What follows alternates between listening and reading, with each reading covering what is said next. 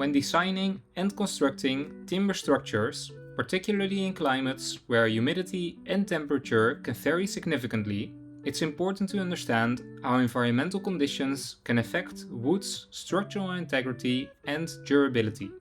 The European standard Eurocode 5 offers essential guidance for these considerations. Specifically, Eurocode 5 Part 1-1, which introduces service classes that categorize different environmental conditions and their impact on timber's moisture content. This categorization helps architects and engineers make informed decisions about the placement, protection, and durability of timber structures in different settings. In this video, we'll explore 3 different Eurocode 5 service classes for timber structures, discussing each of them in detail to provide a comprehensive understanding of how they influence the design of timber buildings. Starting off with Service Class 1. Service Class 1 represents indoor environments where the average moisture content in most softwoods will not exceed 12%. This level of moisture content corresponds to environmental conditions where the temperature is 20 degrees Celsius and the relative humidity of the surrounding air only exceeds 65% for a few weeks per year. Examples of timber elements that would typically be placed in Service Class 1 environments include interior applications such as flooring, furniture, dividing walls, and other indoor elements where the environment is generally heated and dry. These controlled conditions mean that wood in Service Class 1 environments is not subjected to drastic fluctuations in humidity or temperature, thus minimizing the risk of deformation or structural degradation over time. Service Class 2 represents environments where the average moisture content in most softwoods will not exceed 20%. This level of moisture content corresponds to environmental conditions where the temperature is 20 degrees Celsius and the relative humidity of the surrounding air only exceeds 85% for a few weeks per year. Examples of timber elements that would typically be placed in Service Class 2 environments include ventilated applications such as storage rooms, garages, ventilated wall framing, or roof trusses that are not always heated and may occasionally experience higher humidity but are generally protected from direct rain.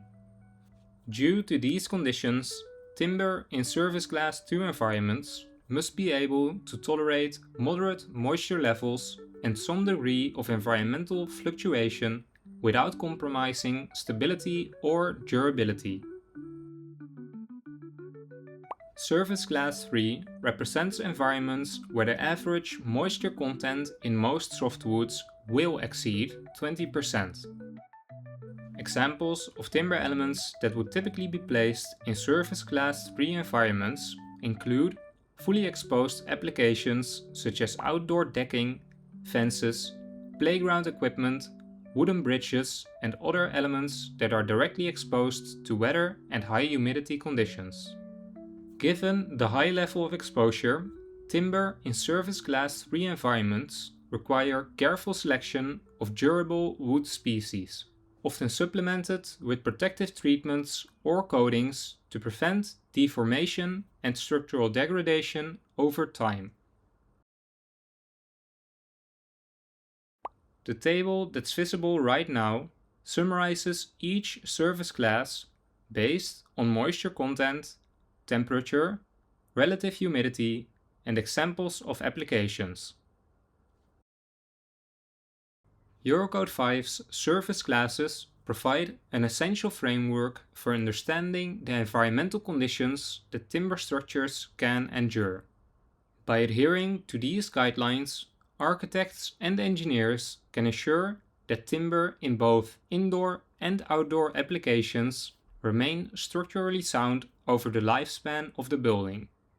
As mass timber continues to gain popularity in sustainable construction, these service class guidelines will be indispensable for creating resilient timber structures that perform well in various environmental conditions.